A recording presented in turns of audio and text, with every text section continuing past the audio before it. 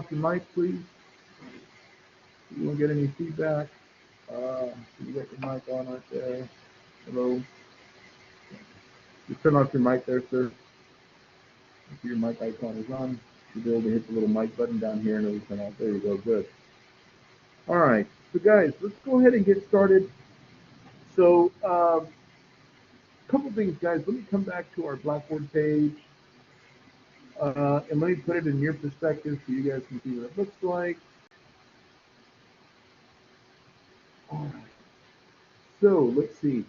Guys, if I do go to the weekly activities folder, hello.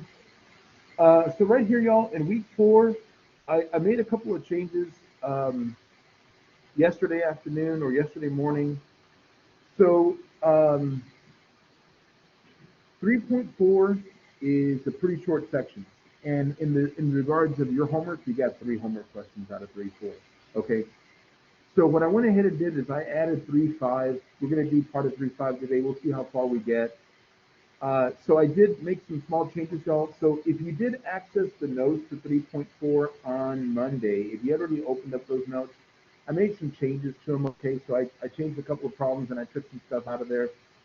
But I did add 3.5, and then I also did include a table of trig functions, y'all, because today when we start 3.5, we're going to talk about derivatives and trig functions. So I'm just going to pull this up so you guys can see what this looks like.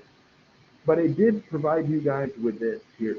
So we have the 6 trig functions. So I know you guys obviously have had pre-calculus or at least trig at some point in your life, whether it was in high school or another college or something.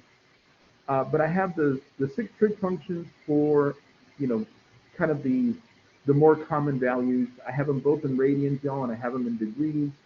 So I did put this up here for you guys as well. And what I'm going to do is I'm going to go ahead and open this guy up so that we can use it as we need to. I'm going to open it. There we go.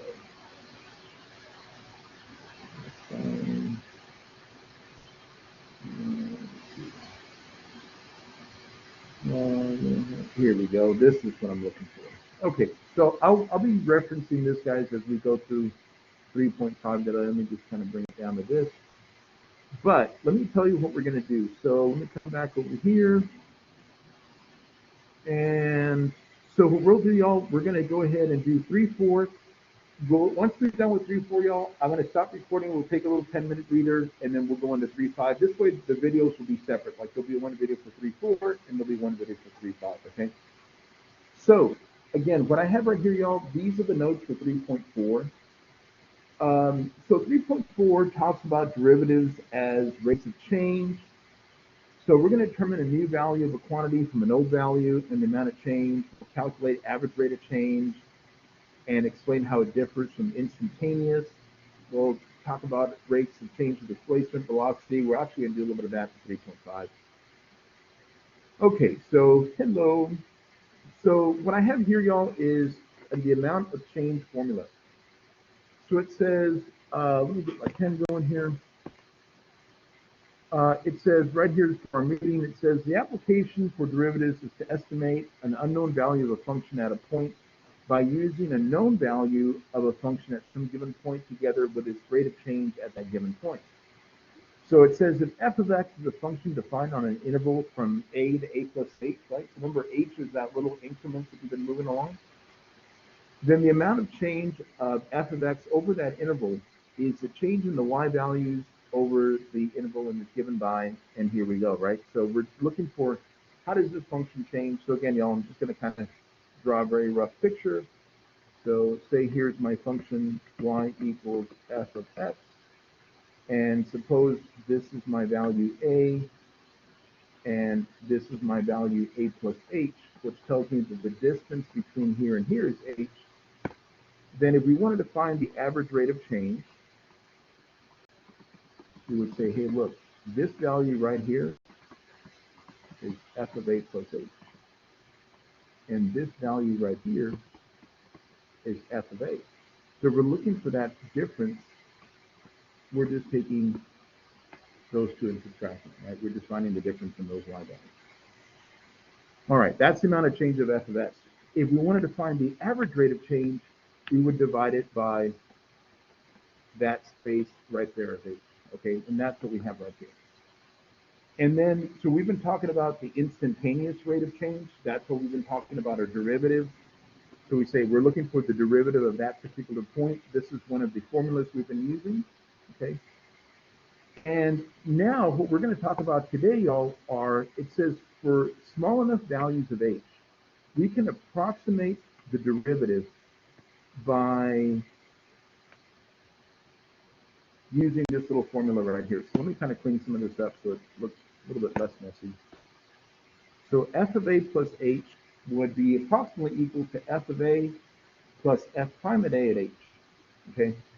And it says we can use this formula only if we know f of a and f prime of a, and we want to estimate the value of f of a plus h.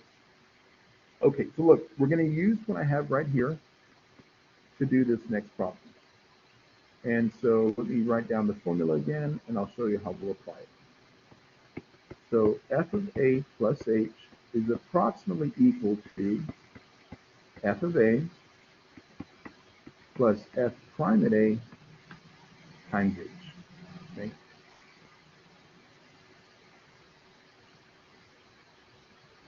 All right, so we're going to use that to see if we can figure out this problem here. It says estimating the value of a function. It says if f of 3 is equal to 2 and f prime of 3 is equal to 5, how would we estimate f of 3.2? Okay, so we have some general function y equals f of x. We haven't defined that function. They haven't given me the algebraic form of the function. All they've done so far is they've given me the function evaluated at 3 and the derivative evaluated at 3, right? We want to see, can we estimate f of 3.2? So right now, I'm going to say, look, my a number is 3. And we know f of 3 to be equal to 2. And we know f prime of 3 to be equal to 5. What we're trying to find is we're trying to find f of 3.2. So, y'all, what I'm going to do, I'm going to do a little stare and compare here. I want you to look at what I have here, and I want you to look at what I have right here. Didn't we say that our a number was 3, right? You said our a number was 3. So what I need to figure out is, what would be my value of h? If I'm trying to find f of 3.2, and I already know that a is equal to 3, h would be equal to 0.2. Everybody agree? Okay, so look, this is how we're going to do it. We're going to say, look, do we know the value of f of a? Do we know the value of f of 3? What do you think? Yeah, what is it? It's 2, good. Okay, do we know the value of f prime at 3? It's 5. And what did we say our value of h was? 0.2, okay? So now, all we're going to do is do a little bit of multiplying here. Let me get this thing going, clear that out. So 2 plus 5 times 0.2 should be equal to 2. And we were able to find that value. Okay. So the one thing I want y'all to be aware of is that the value of h, when we're doing these problems, should be a pretty small number, right? H is not going to be like 11. H is going to be 17. H is going to be a pretty small number, okay? So, is anybody still copying so I can leave this up here for a second, though? I want to make sure you guys are good.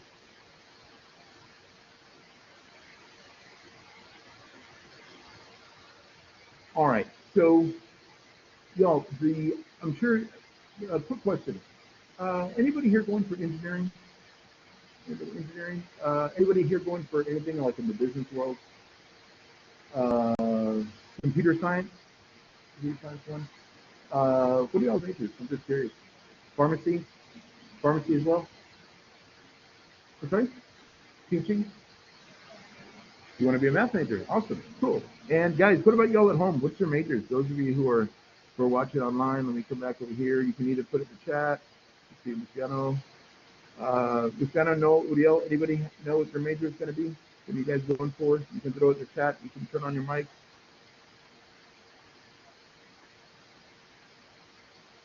Anybody?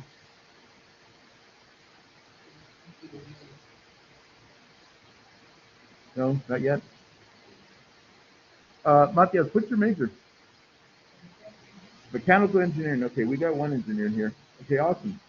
So guys, the whole point is that calculus has a ton of applications. Okay, it's got a ton of applications.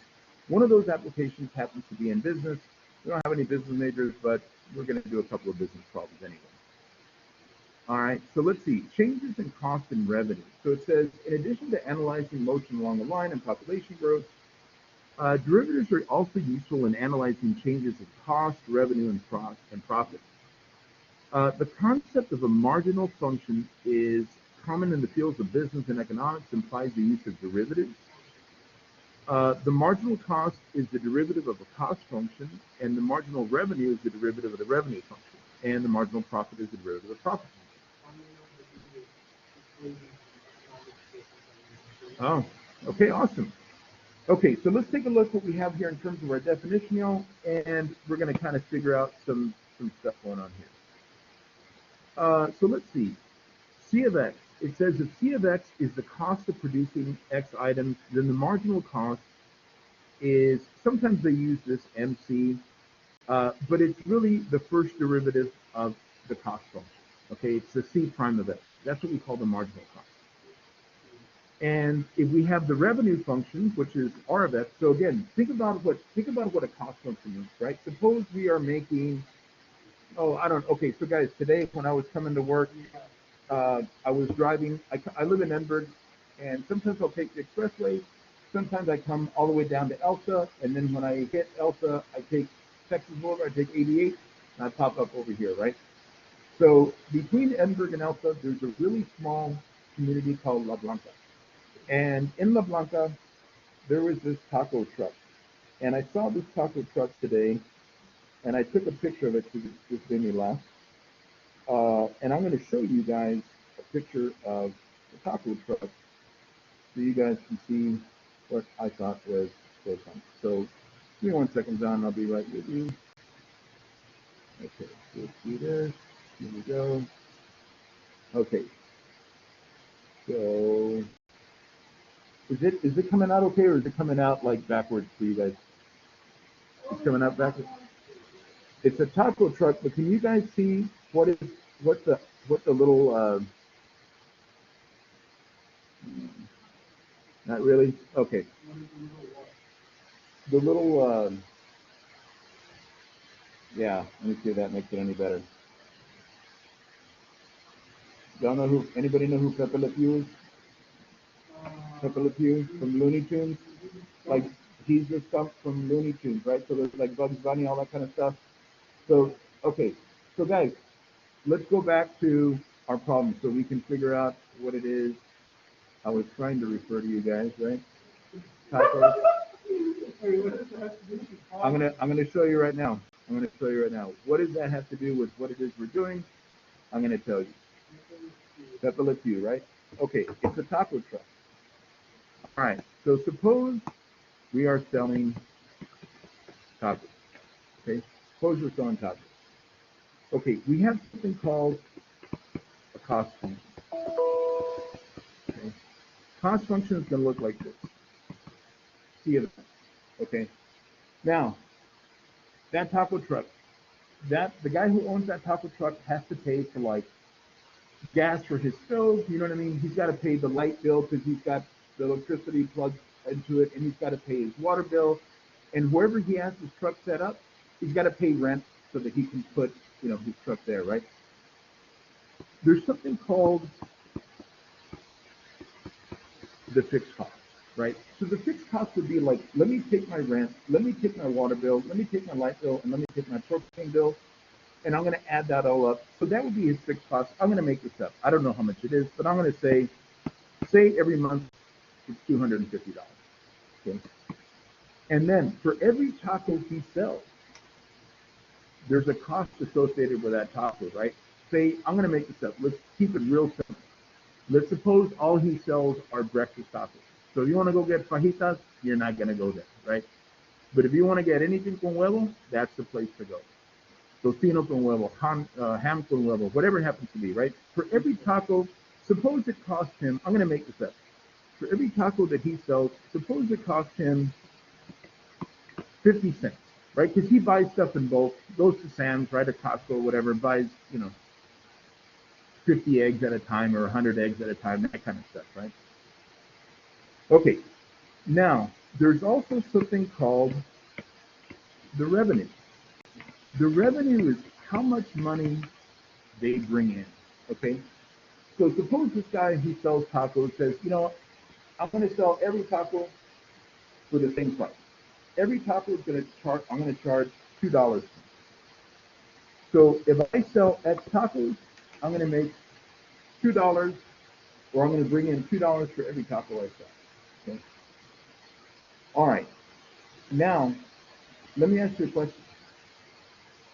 Does that mean he's going to earn $2 every time, or is that just how much money he's going to bring in? Okay, so think about it this way. Remember, it's going to cost me $250 a month plus 50 cents for every taco I sell, right? But I sell each taco for $2. So do I really make $2 for every taco? No, I got to subtract the 50 cents, and then I have to subtract that $250 that it cost me for the month, right? So when you have something called the profit function, y'all, the way we find the profit function is always going to be the revenue minus the cost. Remember, the revenue is the amount of money that I bring in, but it doesn't mean that that's how much money I made, right? So if I went and I bought all this stuff, and remember a year ago, guys, remember how we had that real hard freeze for like 4 or 5 days? So suppose a couple of days before, he went and bought all this stuff, right? And all of a sudden, the freeze hits, and for 4 or 5 days, he's got no power, no water, and nobody's going out anywhere because it's ridiculously cold. He was going to lose money those days, right? So again, in order for you to make money, you have to take all the revenue, all the money you bring in, minus the money that you spend. Okay, so this is just, the reason I'm bringing this up is that we understand what does the cost function mean, what does the revenue function mean, what does the profit function mean, okay? Without just kind of like, oh, let's go through the motions, I really want to make sure that we understand this is the concept. Tell me, John.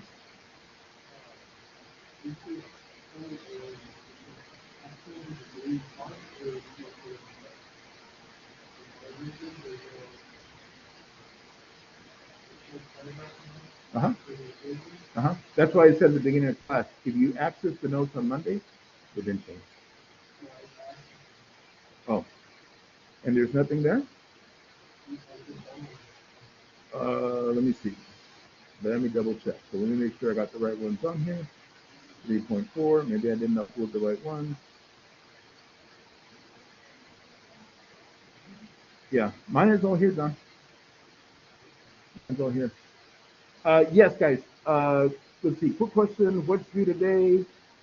Let's see. We were here last week. This was us last week. So today is the 9th. So, guys, 3-1 is due by tonight, and I believe the quiz is due by tonight too. Okay. Okay. We'll get to that before we're done. Okay. I'll definitely get to your questions from 3-1. Okay. All right. So let me come back over here. Okay. So now. That's why if you want y'all to notice something right here, guys, look what it says. The profit function is the revenue minus the cost, right? Because it's the money that I bring in minus the money that I have to spend, okay? I was just using the taco truck problem, guys, as an example of, how do I make my money, right? Well, I got to sell the tacos for more than I spend, obviously, and then whatever money I'm left with after I deduct my costs, that's really my profit, okay? Okay, so let's see. We can approximate the marginal revenue, the marginal cost, the derivative by taking the limit as h approaches 0 of c of x plus h minus c of x over h, right? That's like the formal definition of our derivative. Okay, so remember what I said, y'all? The value of h are going to be small values. So I want you to notice here, by choosing an appropriate value of h, since x represents objects, remember what we were talking about earlier? We were talking about selling tacos.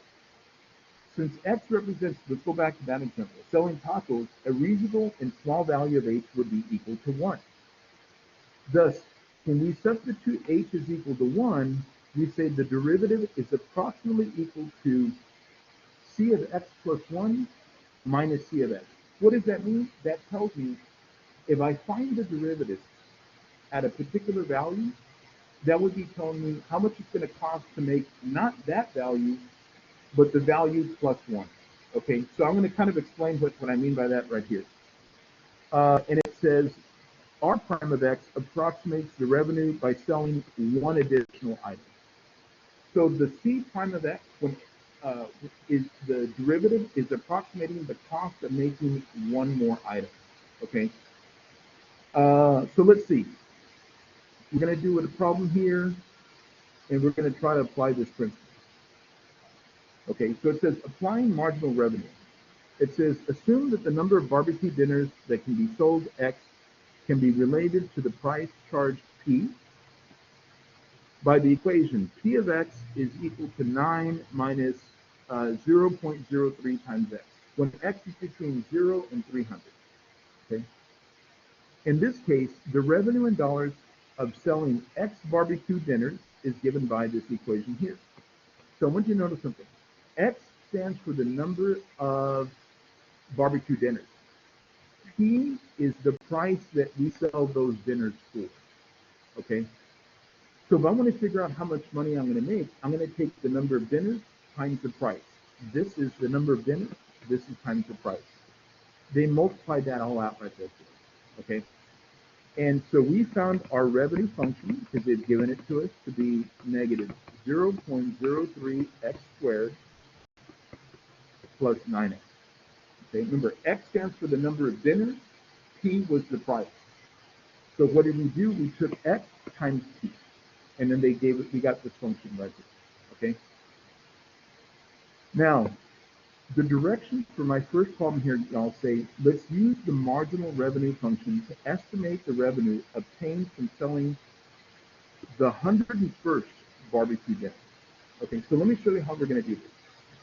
Since we're talking about marginal revenue, y'all, what we're looking for is the derivative of the function. Okay. Now, the way we find the derivative, remember, we talked about these rules before. What's going to happen with that 2? It goes to the front. Aren't we going to multiply it by this number? So wouldn't that give me a negative 0.06? Everybody agree? Okay, X. What's going to happen to my power up here? Reduce it by 1. So 2 minus 1 gives me 1. Okay. All right. Anybody remember what the power on this X is over here, y'all? 1. Okay, so don't we take the 1 times the 9, which is still 9? And the derivative of X is just 1, right? So we're going to leave it like that. All right.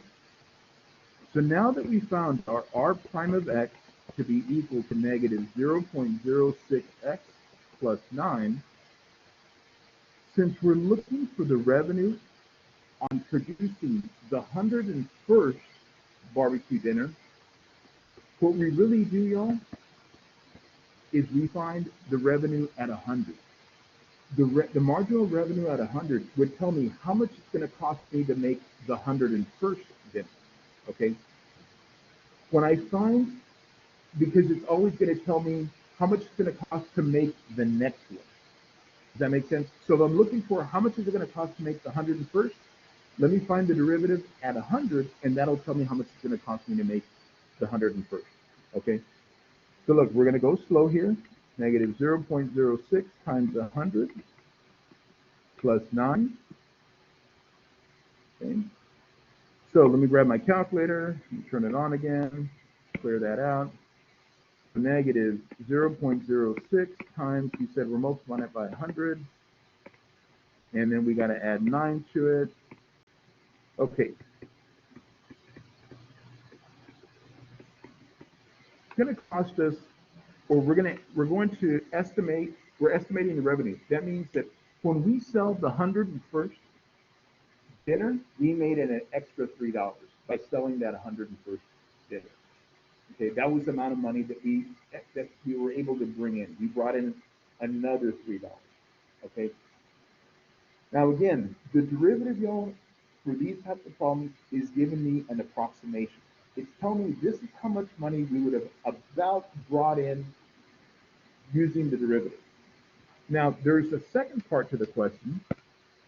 The second part says, compare this to the actual revenue from the sale of this dinner.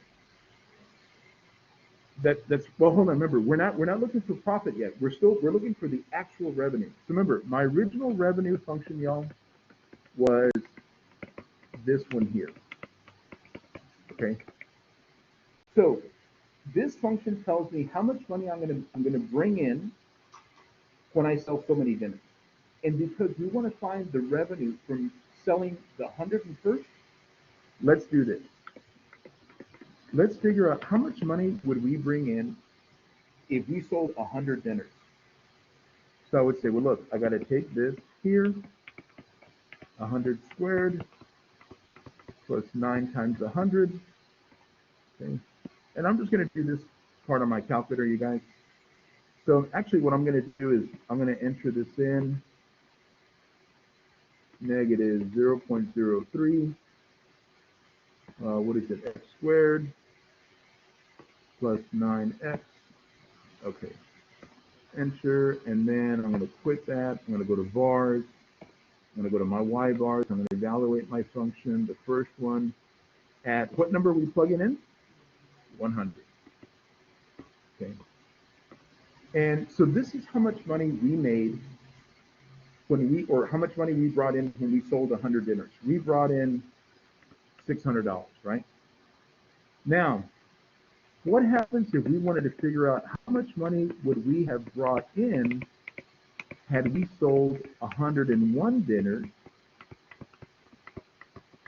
Okay, this is why I typed in my equation, y'all, into my y equals, because now when I come back to vars and I go to my function, now I'm going to evaluate this at what, 101? Okay. So when we sold 101 dinners, we ended up making $602.97, or we brought in, I should say, $602.97. So how much money did we actually bring in from selling that 101st dinner? We're going to take the difference in these two. That's right. So we actually brought in an additional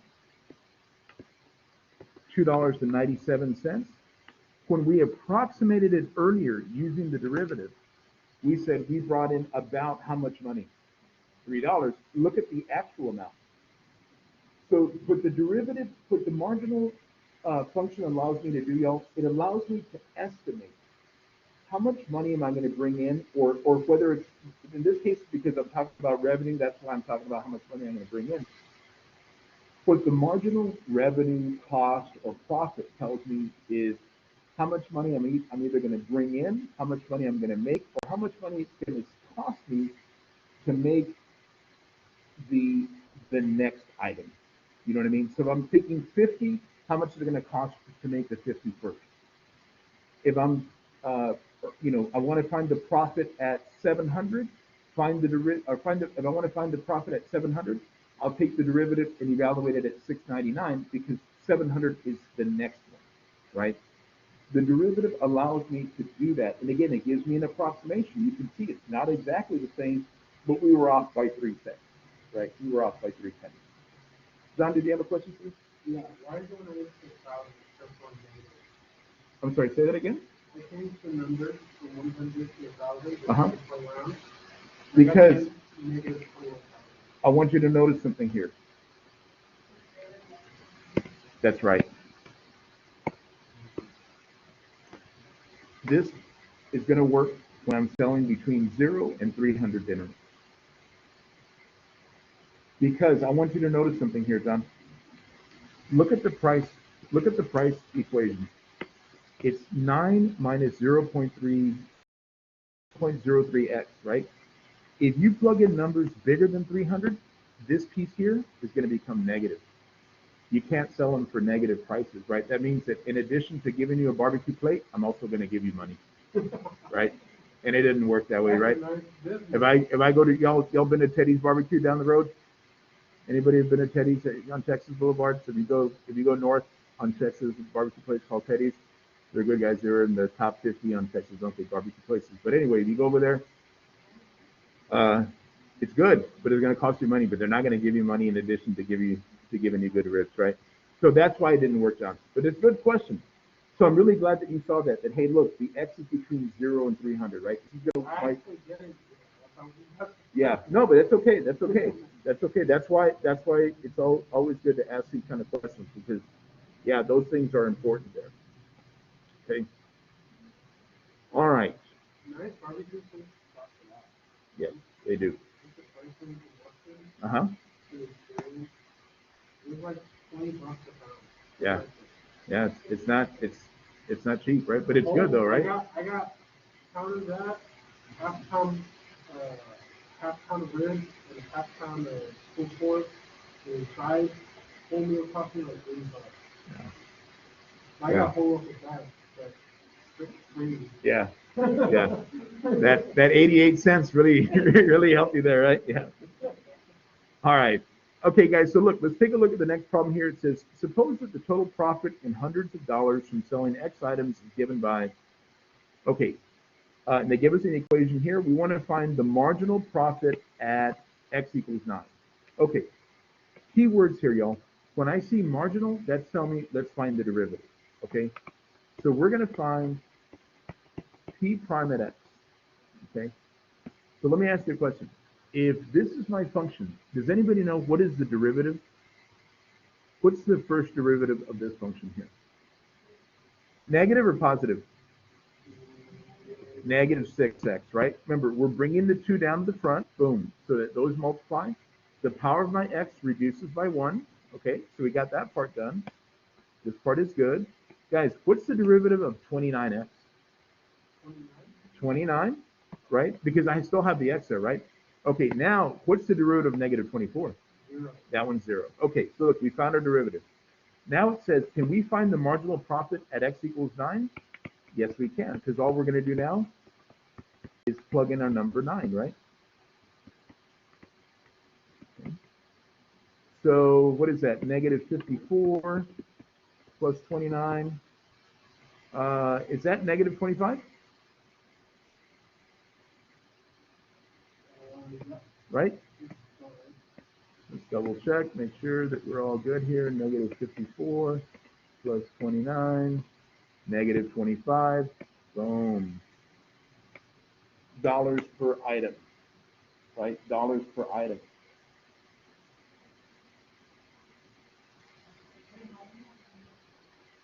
Okay, so remember, this is my profit function, right? So what this is telling me is that I need to sell more than 9. Yeah, because if I'm selling that little, that's right. So remember when we talked about our taco problem? Remember when we were doing our taco problem over here, y'all? And I said, let me see if I can find it. It's probably over here on the side. Here you go. And this is my equation, right? So I'm glad that you asked this question. Remember we said earlier, y'all, it's going to cost me $250 a month just for my regular bills, gas bill, light bill, water bill, and the rent. And then for every taco I sell, it costs me 50 cents. And let's see, the revenue is 2x. Let's actually find the profit function here, okay? Remember, we said we're going to take the revenue, which is 2x, and we're going to subtract the cost, right? So I'm going to put this as 250 plus 0.50x, okay? Right up here. Wasn't this my revenue? Wasn't that my cost when we talked about our taco problem earlier? Okay. All right. So guys, look. 2x minus 250 minus 0.50x. Okay. What's 2 minus 0.50? Think about it this way. Think about it in terms of money. What's $2 minus 50 cents? 1.50, right? $1.50. Okay.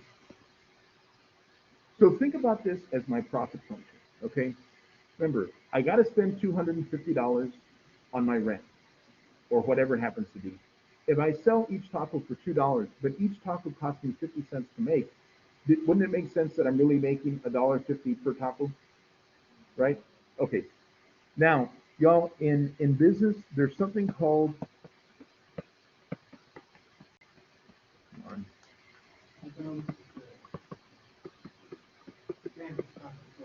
the break-even point.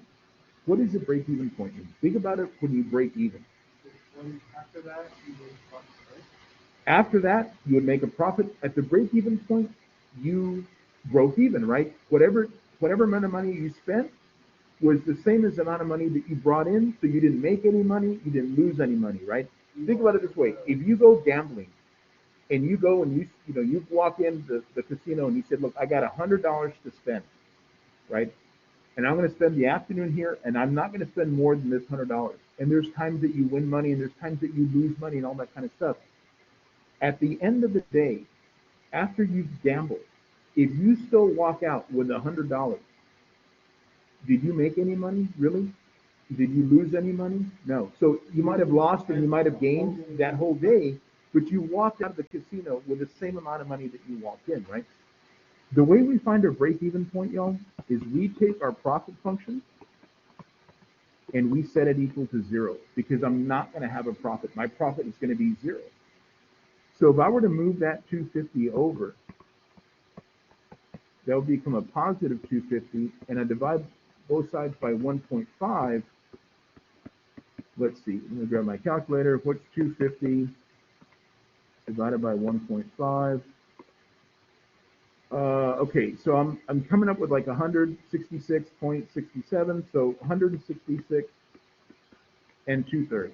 So what does that mean? I know I can't have 2/3 of a taco, but I got to sell about 167 tacos just to break even. Does that make sense? So that's why another problem where we had the 9 and we came up with the negative number. That's like if I would have sold less than 167 tacos, my profit would be negative, right? Because I got to sell more of them because of that cost. Talk about like the economics of food stuff. You sell by volume. You sell by volume. That's your. If you're in New York, you got a nice property like hot dog truck. You're selling thousands of hot dogs. So your rent is also food. Yes. Okay, so guys, let's take a look at the next problem that I got here. It says the total cost in dollars to produce a good is given by the function C of Q equals 6.7Q plus 57,000. Okay, now one of the questions people often ask is, hey, do I need to take the derivative? So guys, to give you an idea of when do you have to take the derivative, let me scroll back to the problem we just did. And I circled it here. This is, yes, when you see marginal, then you're going to take the derivative, okay? Marginal is the key word for saying, hey, I need to take the derivative here, okay? So when I scroll to this problem here, let me ask you a question. Do you see the word marginal anywhere on this problem? No. Okay. So since I don't see marginal, this is basically an algebra problem, guys. If I want to find the total cost to produce 2,800 units, do you agree with me? I'm just going to find C of 2,800. That's all I'm going to do.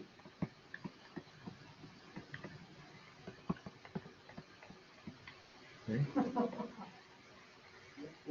That's it. Because I don't see the word marginal. Marginal is the one that tells me, hey, I need to take the derivative. Okay. So I did this on my calculator, y'all, and I'm coming up with 75,760. Okay. 75,760. Okay. Now, there is a second part to the problem. and it says, what is the cost of the of making the 2,801st item? Again, I don't see the derivative here. So this is what I'm going to do. I'm going to find C of 2,801. So I'm going to take the same function that I had, second entry, and I'm just going to change that 2,800 to 2,801. Okay. I'm going to hit enter, and I am coming up with 75,766.7.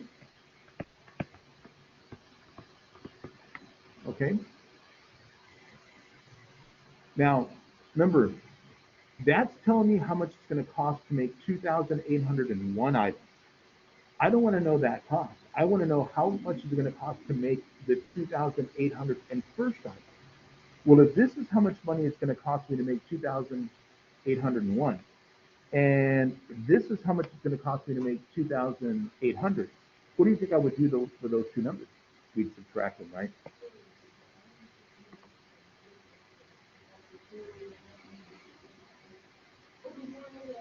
I'm looking for the cost of making the 2,801st item, right? I'm not, so again, look at the difference between the two. The first one says, what's the total cost to produce 2,800 units, right? This one says, what's the cost of making the 2,801st, right? You see what I mean? So guys, one of the things you really got to do when you're doing these problems, just read them carefully, okay? Just read them carefully.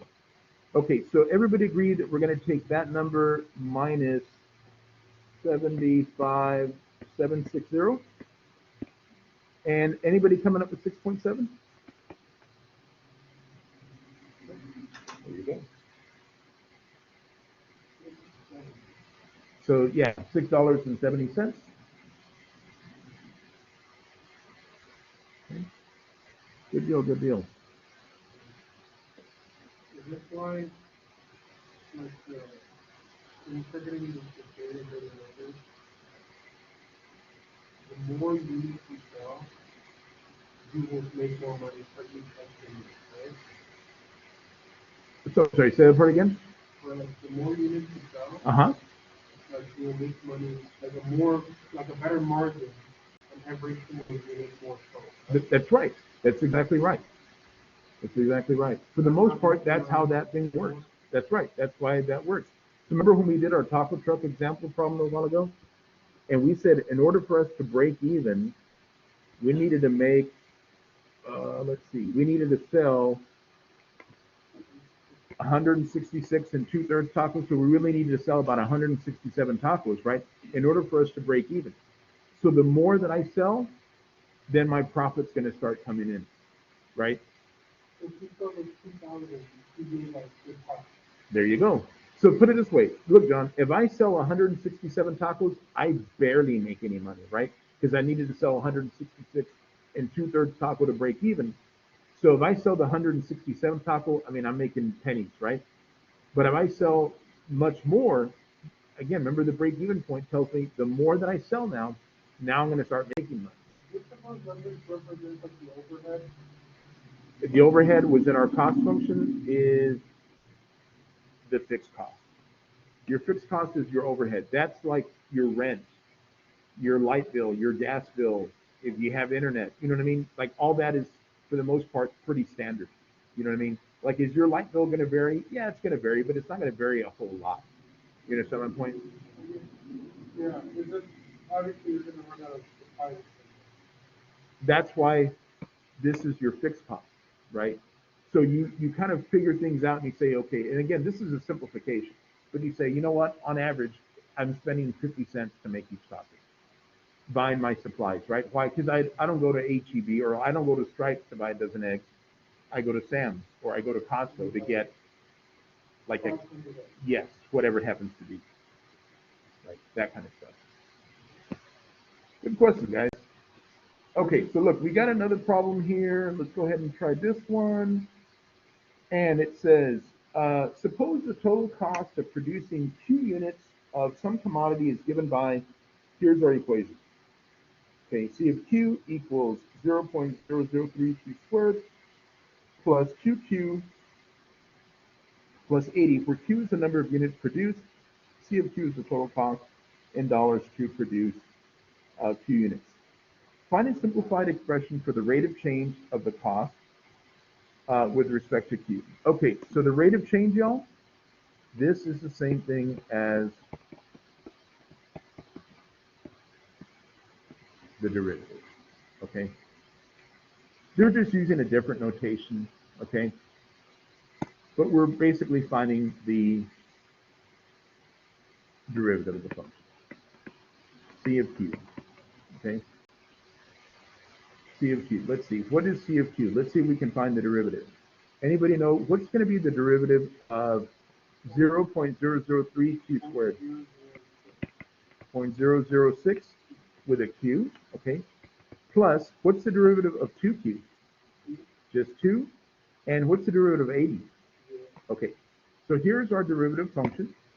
This piece right here, you guys, I'm just going to write it in right here. Okay. Now, what is, and it's asking me, this part right here is going to be our units. Okay, like what do we mean by units? So this is producing units, right? And this is the cost. So this is telling me dollars. This is telling me dollars per unit. Okay.